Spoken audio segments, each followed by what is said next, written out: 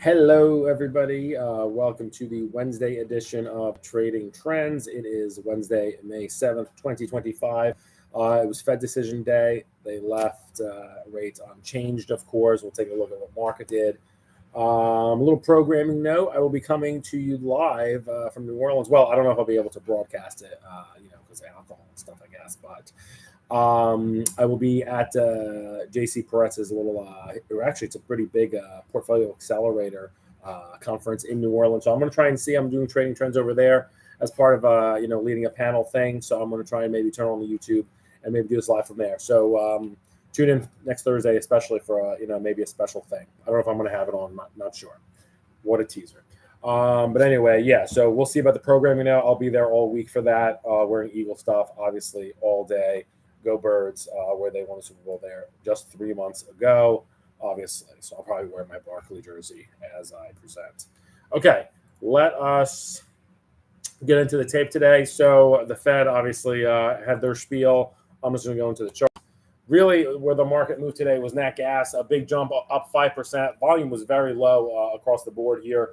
SPY almost half, a little more than half what we've been doing the last 2 months. So very anemic volume today, even post decision. Silver in China, the silver surfer dropped today. I know we're talking about silver and waiting for it to really, catch up to gold big time. Today it suffered a drop, and China down a big 2%. Here you see a sad polar bear, silver, a little river thing here, and that with the nat gas and stuff. Also, I just saw a very eerie clip. Paul Tudor Jones, one of my favorite people, talking about AI and how it. I encourage you to watch the clip. Go on CNBC or YouTube, and if you look up Paul Tudor Jones, "Threat to Humanity," it'll come up. You'll find it. And it's talking about the current 10% chance AI has of destroying half of humanity. And that delta or percent of 10% is rising ever by the day. And there's nothing that anyone can do about it because there's no global agency and there's no AI security, and they don't think there will be a successful one. It's very it's interesting. Hide your kids, hide your wife. I don't know what to say, but interesting stuff. And he's one of the most brilliant foreseers, I would say. I love Paul Tudor Jones. All right, so let's get to charts. But you should watch the clip. It's crazy, and it's going to touch every tang. I'm also very tired, but it's crazy. All right, so here is the intraday chart. Here's a SPY really fast. We'll catch up market moves. NVIDIA, there was news that Trump, towards the end of the day, that he's going to cancel some stuff orders for them to benefit the company, up 3%. There you go, how you interpret that. Google down 7% because Apple might get rid of them and use AI in their search. And now I actually read a good piece from Gene Munster, who's a very good tech analyst, talking about just what Google's search is worth now, because a lot more people just use ChatGPT and all the others. And if Apple gets rid of Google, really, what is their valuation worth? And investors were questioning that today, it looks like. So down 7% was big in a multi-trillion-dollar company like Google. Palantir reversing from yesterday is a really ugly fall, down to 108. We talked about it, and that's where it settled today. It held in, so still almost 2x above its 200-day moving average. Absolute superstar. I think you should step in and buy that as one of the absolute best stocks, United States for sure, or just otherwise, period. Apple down 1, AMD up 2 after earnings, so not much after that. Amazon up 2, Meta up 1.5, Netflix up 1.5, Uber down 2.5 after the earnings, and Disney was the big one, up 11%. People are going to the parks, I guess, and all of that, and I'm not doing that with 2 strollers. No. But Disney, people are doing it, up 11. So on the intraday, I was looking at the VWAP going into the number and the press conference, because that's really what the market is valued, in my opinion, going into something, especially on a low volume day. So it was 560.36, we'll call it 560 going into the conference. And of course, they kept interest rates flat, which was said 97% foretold in the prophecy, aka the Fed funds rate as of yesterday, pricing in 2 rate cuts for the rest of the year, about 50 bips. And that's it. Market probably will throw a temper tantrum if it doesn't get it, but sounds right to me. We hit a low 556 at 2 o'clock, and then we went above in 2:30. I remember Powell, one of the big moves in the market was Powell was saying that we can take our time. The market and the economy, rather, is in a good place. And the market like that, and we went above VWAP, still low volume all day, and VWAP was 560.20 when all told. And as you can see, that number there, 560.95, is higher than that. So we close above VWAP, a nice move into the close. As I zoom out, going into our 1 year view, So I still think this has been an absolute great rally off of these April 7th lows right here. Absolute pretty, cute bottom there, 482, April 7th. And we've made a absolute monster leap to try to get to within 2% of the 200-day moving average. That's as best as we could do 5 days ago. And now we got a little bit dikembe'd, and we actually got pushed right to our 50-day moving average. So we're trying to approach our 200-day or our 10-month average, right? Our consensus on what the market is worth versus our consensus, our analyst or our investor view, our trader view on the 50-day. And that's where we are stuck right now. So, especially when the president tweets one thing one day and then he can change his mind 3 days later, there's, volatility and such. And yes, as long as maybe guys like Tudor Jones make stuff like, comments like that. I don't know. There's an overhang on maybe what AI can do through infrastructure and through at the enterprise level. But anyway, in terms of the chart, I still think we have a date set with 550 in about 2 weeks. I think we have to work off a bit of this massive ascent we've had from 495 all the way to 566, and we've just lost 1%. I think we come into about 2%. It takes about 2 weeks to unfold through maybe the big earnings are pretty much done in about a week to 2 weeks. Then you hear off the offshoots for the most part. But big earnings are going to quiet down in about a week to 2 weeks to 3 weeks rather, tops. And then you get retail and the off-calendar ones. So I think you have a date back to the 550. I think that seems like a very reasonable place to settle, which is the 20-day moving average. And I think it will still actually hold in there and get 50 RSI. And that's what makes it hard in terms of trying to predict or even assign probability to, do we retest the lows and get a new low below 482 here. I'm not so quite sure that happens. This has been a really nice bump. And you've also been able to hold at 515. As long as you're able to hold for sure 550 and beyond after this next retest in the next 2 weeks, and then we could see how far the rubber band goes. But again, just an absolute masterful, heavy supply at 573. Not a lot of people in terms of the consensus, what they thought the market was worth over the past 10 months are in line saying, hey, I'll pay this year the past price I paid on average for the past 10 months. No, they're saying I'll pay it lower, and they're saying that to the tune for right now about $13 or about 2.5%. And I expect that to get a little bit cheaper in the next couple of weeks. All right, let's do the thing. Let's do the thing. Where are we? If you have a ticker or something, put it in there. Oh man, live from New Orleans next week. I'm gonna have like one of those Cesarac things, so that I don't drop it on the word. No guarantees if I can YouTube the thing. I don't know even if it's like 11 a.m. But maybe if you see me go live or whatever next Thursday, I figured out a way to turn on the computer and say what's up. Nat gas update. First thing coming up right now. UNG. Look at that. Real time. That is in tune all the way from Italy. That is solid. My first one on my sheet, up 4.7%. The only multiple sigma mover today. Natural gas up 4.7%. This is also going to be highlighted in my list later for the top mover of the past 5 days, up 8%. We were saying, whoops, I think my screen. Can you guys see this? You see the chart? Can you say yes or no if you see the chart? Let me know if you see a natural gas chart, if you can put that in there.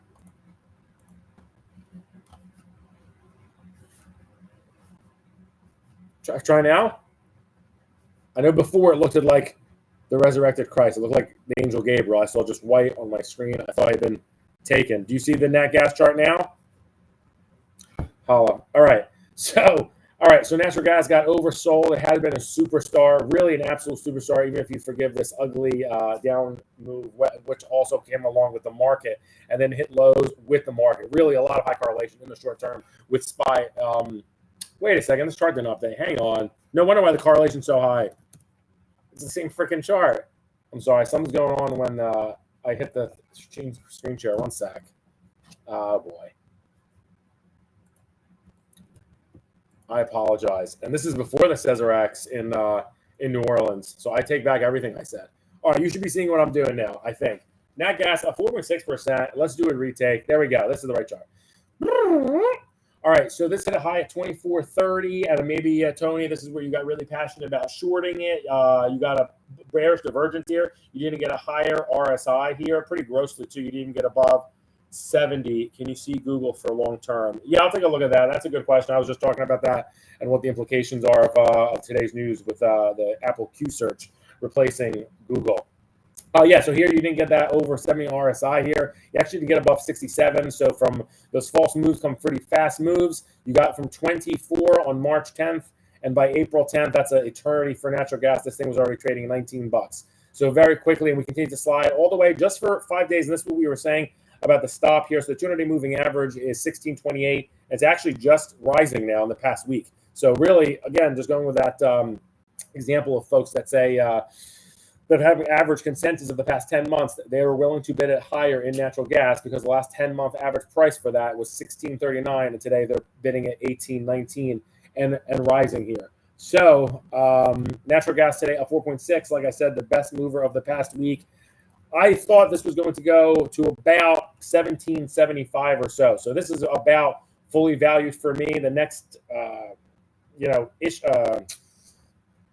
contention of resistance it really is going to have here is going to be around that 50-day moving average of 18.5. I'm not sure it has quite what it takes. Similar to what I was saying about the S&P, this rally for me started when it was oversold here. So like a rocket ship, a top performer, unlike the S&P, natural gas rocketed from 15 and went all the way to 18. I'm calling it for right now. You're long nat gas now? All right. So I think it's getting a little bit tired then. I think it's got maybe another 2-3% to go in about this week. I think it's going to get really pretty tired around the 18.5 mark. I think it's done quite a bit here, and this moving average is starting to slow. And also that bowling ball or that ball off the table idea really couldn't get higher highs than this. So I think it's going to get a little tired right around 18.5. You got 2% or so to go. Today was up a nice surge of 4.5%. This thing can get more volatile, of course, and get to, doesn't have to do what I tell it. It gets a 19 handle, but I don't think it's going to the highs that we saw before of 20 handle to position your long.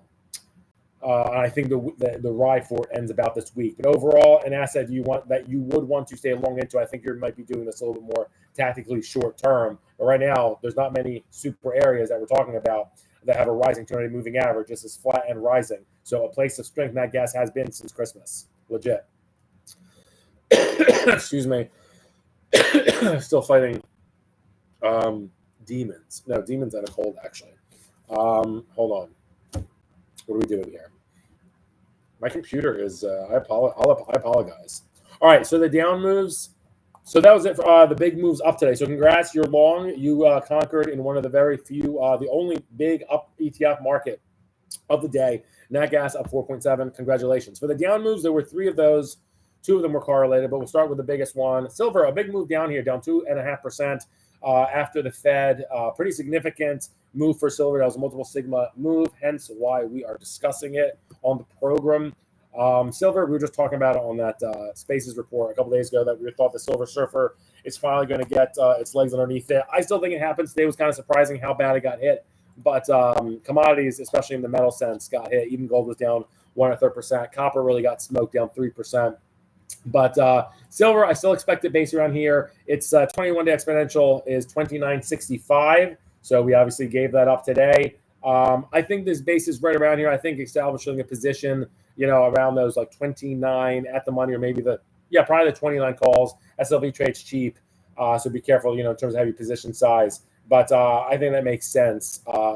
Again, it's kind of a cheaper play off gold. Gold is the leader, and this is called the catch-up for a reason. But look at this. Rising 200-day, albeit slow. Support all the way back there at 28.30.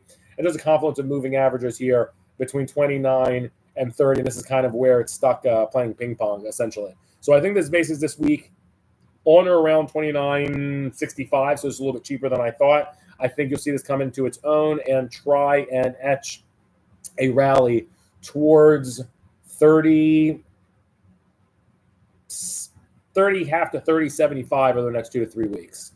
So that's how you can position what those 29 calls will be worth. With a move going to 30.75, intrinsic, the 29 calls will be worth 175. If you play those crazy zero DTEs, that's what you would want it to be worth intrinsic.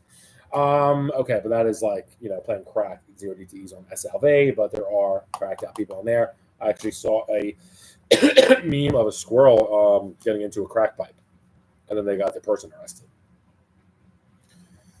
Yeah, so AI's coming for your job, and the squirrel's coming for your crack pipes. Okay, so the next chart is KWEB had a big fall down today. KWEB down 3% today. China was down. We'll look at that next. Again, a rising 200-day moving average. kind of looked similar in a way. We look with the slow slope of rally compared to natural gas.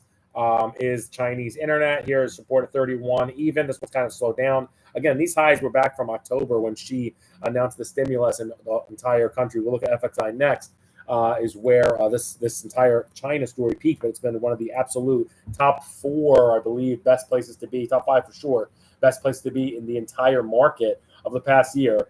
Unfortunately to say, I think so, again, with the global essentially market bottom on April 7th, 8th, so this hit a trough of 27.80. This has had an absolutely stellar rally, 234. I think this is going to work off, like I said, with the other markets. I think this is going to work off some of this, it's not overbought, but this, upside that it's worked on. So I think this is going to work towards about, it has been a leader. I think this still goes about to 32.5 or so, which is about 50 cents more, or about 1.5%. So I think this one's in the penalty box for the next 2 weeks or so. And I don't think the 200-day moving average will be tested. So I like that place of support. If you are able to get in, 31 calls for June would be a great call, or you could do even a 34 call spread or something like that. 1 by 2, you can check what they cost. But today, KWEB, a big move lower. I think it continues for the next 2 weeks. And then you got FXI, or the broader China was down 2.25%. So obviously what I say for KWEB more than likely has to go for FXI, and it does. This does not, this obviously still a great picture. I don't think 31.20 is tested. It is possible, of course, but this looks like it wants to go to about 32.5 to, I think, wants to retest potentially these mid-April lows to get to about 32.25 over the next two weeks or so. So I don't really love China for the next 2 weeks. So that's going to be an opportunity, more than likely, in my opinion, to get into some upside. I think that'll be your entry. So look for your position to get in the next 2 weeks. Okay, top 3 gainers of the past 5 days. We already mentioned it. Natural gas, number 1, up 8% in the past 5 days, more than average of 1% a day. Obviously, today it did a lot of that, up 4.5%. Next place, I don't think many folks would have guessed this. Maybe they would have, is Taiwan, up 6.5%. Today, down 1.1%, but an absolute monster rally. This is when we were talking about it a couple of days ago. Taiwan Semi was up, I believe, like 4%, and then Taiwan was up, 6 or so. It was up 6.5% on May 2nd, and they got just a pinch, like a meerkat or so, which is a financial term. I've been watching too much like Lion King and Disney stuff with the kid. So it peaked up like a meerkat above its 200 moving average, and then now has 2 closes beneath it. This has been the second best place to be short term for the past week. Ugly overall looking chart. It's been living under its 200 moving average essentially since, again, Christmas week, or since the Fed cut as well. Sea change for this chart in Taiwan. These guys peaked last July, really when semis peaked. The same day exactly, the SMH. This peaked at 58, and now we've had a drawdown all the way to 40, where we had the global bottom essentially on April 9th. So, and then overbought for a minute, and then now coming back down. So over the next 2 weeks, shorter term, I think this is going to work off, but this probably heads to about $47 or so. I think this resistance, this 200-day, is far too much resistance, and this will come down likely as low as 47, potentially rest for a little bit 48. But I think this does head lower in the interim. Whew. And next, I haven't seen this chart in a while. The third best place to be this week. And this is why I still don't think the S&P gives you warm fuzzies. The best places to be were natural gas, Taiwan, and uranium. So that doesn't scream to me by Apple, Microsoft, Meta, and so on and so forth, what the concentration is. So again, uranium, not a great looking chart, falling 200 moving average, those starting to stabilize. This rally started back here, $20. This is probably going to try to be magnetized and make a little bit of a meerkat move with a high vol asset like uranium, up 1.4 today, up 6% over the past 5 days. It's probably going to try and reach above 27.30. I don't think it has quite enough, and then it's going to start to descend lower and show its true colors, in my opinion. That's just what the charts. I've been changing diapers, obviously. Freudian slip. Charts suggest, and it looks like this one wants to head back to about $24. I think this makes a lot of sense, and that is quite a big move. So that a juicy thing would be, like the 26 puts, but those are going to be expensive, I'm pretty sure, in the URA. The only thing that's a little bit different is this has had I do want to know, disclaimer, this has had a very strong rally since April 23rd. Really, it's had 2 weeks over 50 RSI for the first time since November. So I always think of something like that in terms of there's a true sentiment change in the trading, and the candles still look decent. That's why I say it still has a little bit more gapping up, a little bit more moving up to do before it cashes out. So I think it makes maybe another move to a 27.30, and this will descend towards a 24 handle. Oh, man. All right, top 3 losers of the past 5 days. And there's many ways to call this one, but any type of biotechs got absolutely hammered in the past 5 days. So you can look at XBI, which is what we're doing, IBB, ARKG, which is the Ark Genomic Fund, but they all got hammered. The big move was yesterday, down 7% was this one, XBI. This is pretty very liquid biotech fund. So if you look at these names, the chart rather, looks awful. Obviously, no real reason to own these. These has been a massive exit. These guys peaked almost similar in the way that the S&P has been trading. So these guys peaked on Veterans Day at 105, did the biotechs, and then I think really all the stuff about Kennedy started to come out. They just go to try and end, I don't know, whatever, vaccines and whatnot, the dyes. And really nothing. There was a minute where everyone said, nah, sell this subsector. Let's get out of here. And then maybe things won't be that bad. And then really come mid-December, really no reason to own the biotechs. They're trying to find the bottom. April 9th, it got as bad as $67 in the ETF. Now it looks like they're a bit in free fall. I do not like this area for the next 2 weeks. I think this heads potentially as low as 70, though I think it'll head towards 72 more certainly, and then potentially as low as 70. But yeah, not good looking for XBI. Like I said, they're all down pretty large this week. The worst place to be actually for the past 5 days is biotech. Excuse me. Next, the second biggest loser, down half as much, but the second worst place to be the past week, Ark. So down 3.5%. We were talking about this. We said before, I believe we talked about it